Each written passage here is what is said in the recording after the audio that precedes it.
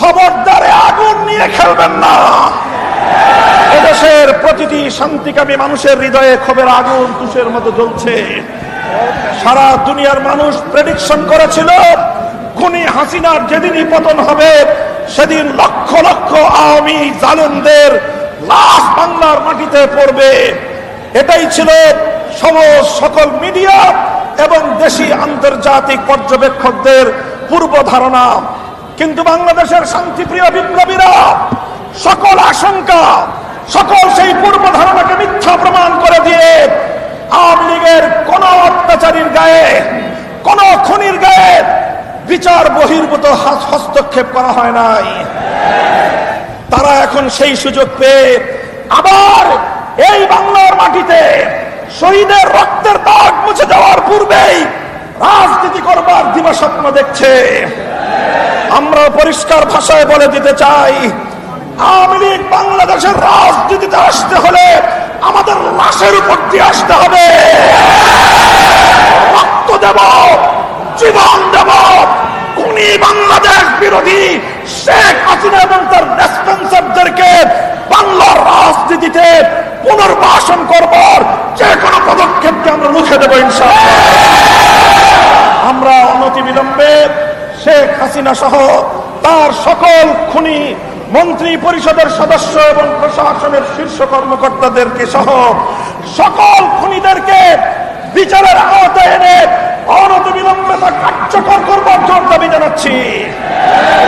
বাংলাদেশ শান্ত থাকুক, বাংলাদেশের মানুষ নিরাপদ থাকুক, আর কোন প্রতিহিংসার রাজনীতি বাংলাদেশে যেন পুনর্বাসিত না হয় সেই উদাত্ত আহ্বান দেশবাসীর প্রতি সকল রাজনৈতিক এবং সকল পক্ষীয় শক্তিগুলোকে সেজন্য আমি ঐক্যবদ্ধ থাকার উদাত্ত আহ্বান জানাচ্ছি। সংগ্রামী সাথী ও বন্ধুগণ, সংগ্রামী সাথী ও বন্ধুগণ, ফিলিস্তিন ইস্যুতে আবারও বলছি, অ্যাকসেপ্ট ইসরায়েল, বাংলাদেশের পাসপোর্টে পুনর্বহাল করতে হবে। শহীদ আওরঙ্গজেব আলমগীর রহমতুল্লাহ আলাইহির সমাধিতে কোন ধরনের হস্তক্ষেপ বিশ্ব মুসলমান, বাংলার মুসলমান বরদাস্ত করবে না। প্রয়োজনে বাবরি মসজিদ শাহাদাতের পরে যেভাবে সাইকুল হাদিসের ডাকে লং মার্চ হয়েছিল, প্রয়োজনে আওরঙ্গাবাদের দিকে বাংলার মুসলমানরা লং মার্চ করতে বাধ্য হবে। বাংলাদেশ শান্তিতে থাকুক, বিশ্ব মুসলমান শান্তিতে থাকুক, সারা পৃথিবীর শান্তিকামী সকল মানুষ যার যার নিরাপত্তা নিয়ে নিজ নিজ জায়গায় অবস্থান করুক।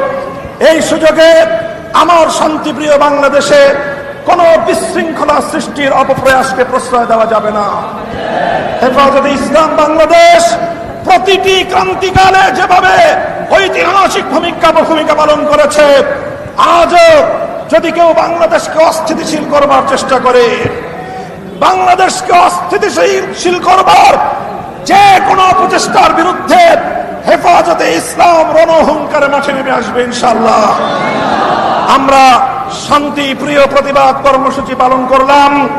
আমাদের সভাপতি সাহেব যে ঘোষণা দিয়েছেন, হেফাজতের এই আজকের প্রতিবাদ কর্মসূচিতে অংশ